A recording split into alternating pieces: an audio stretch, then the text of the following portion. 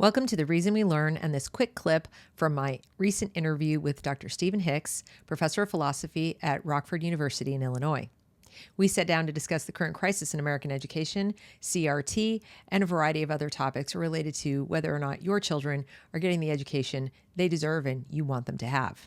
Catch the entire episode on my YouTube channel, or better yet, join my locals community at thereasonwelearn.locals.com.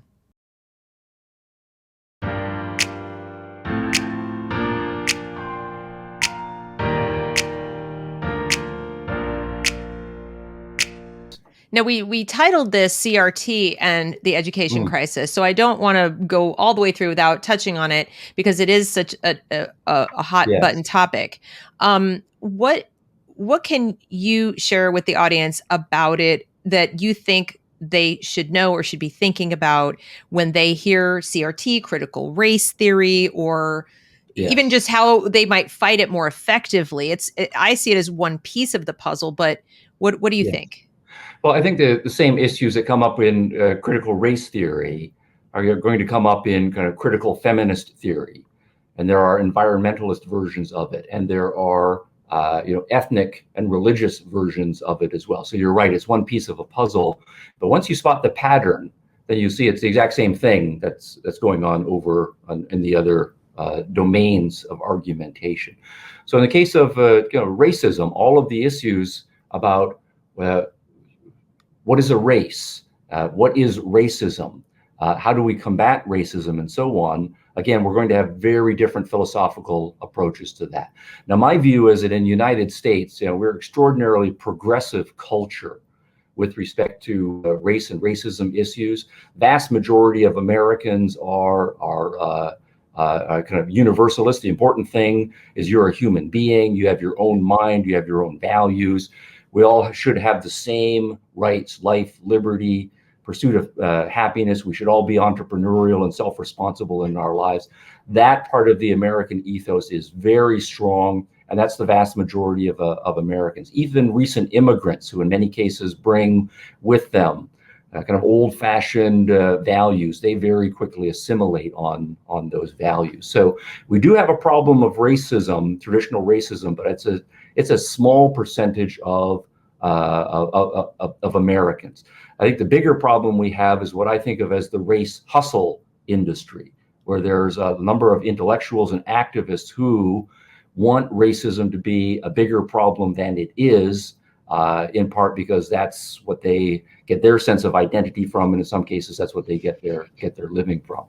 But on CRT in particular, the important thing is that on every standard anti-racist thing, they don't agree with that. They have a completely different understanding of what racism is, how serious it is, who is a racist and who is not a racist, and how to combat it. So in one case, people who are traditional anti-racists, think Frederick Douglass, Martin Luther King, and so on, they will say every person is an individual.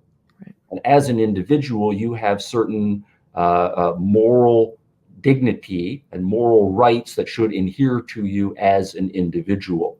Right. The CRT people do not believe in individuals. For them, first and foremost, we are fundamentally members of racial groups.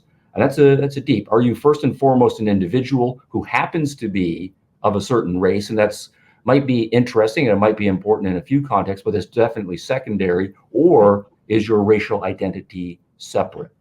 Right. Do we think that people have agency, control over their characters, control over their minds? Traditional anti-racism says, yeah, absolutely. Right. What we need to do is educate and empower every single individual so they can be self-responsible, and they can do that, and then they can live a free life and go off. Whereas the critical race theorists do not believe in agency. They see people as and this is all of the victimology language, right?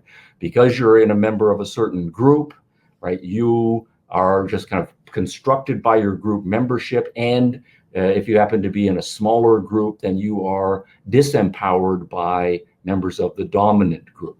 So they don't believe in agency. They believe that people are pushed around and so on. So do you believe people have power as individuals, or do you see them as right? So do you think that when we talk about the rights to liberty and judging people by their character and having equal rights for everyone. Do we really believe in those ideals? Or do we have a cynical interpretation of that? And this is the critical race theory. No, no, no. People don't really believe in that.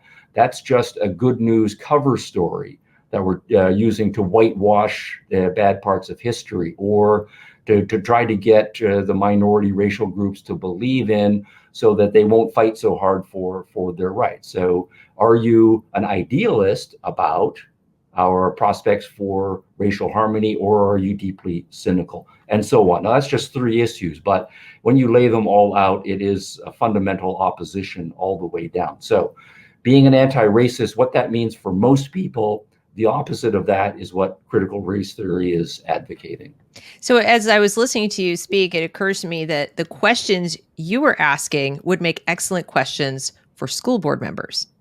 So in other words, rather than saying, are you doing critical race theory, or are you doing this, to ask them where they stand. What do you believe, as you put it?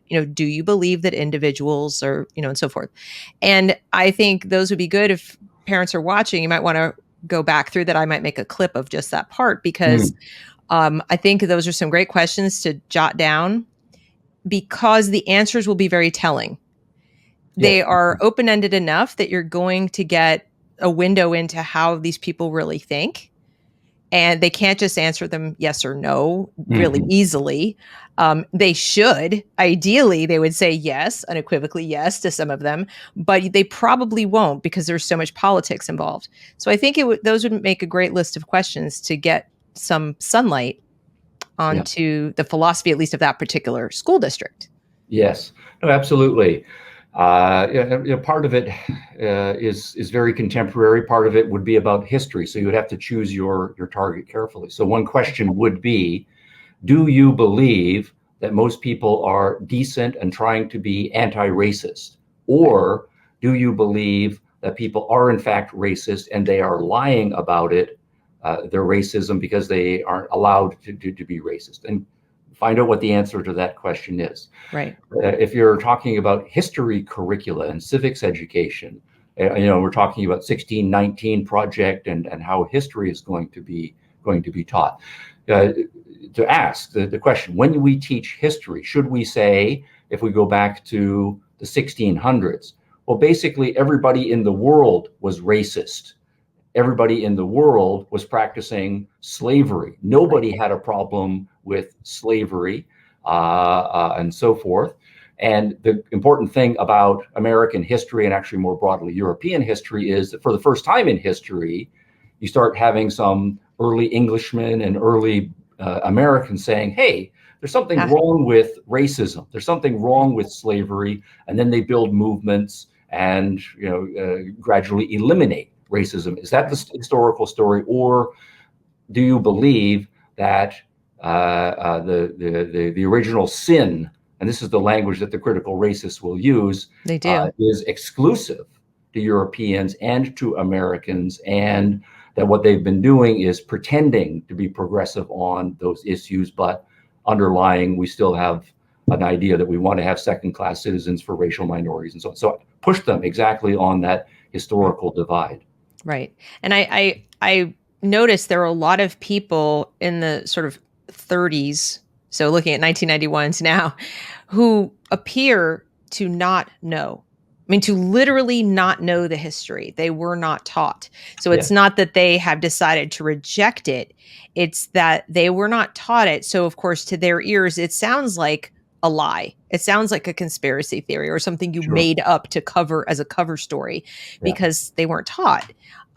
Even I, who graduated high school in '83, still had to learn most of the history I know after high school graduation, college, and even later. And a lot of it surprised me. I thought there were Black people who owned slaves. There were the Black Africans actually sold Black Africans. Like, this was news to me. So for sure, people in their 30s were not taught this information. They weren't taught about. We are definitely second generation on this. The politicization of American history education was largely accomplished in the 80s and the 90s. So we now have a generation of teachers who are perpetuating that one-sided historical lesson, and actually Right. a wrong historical lesson.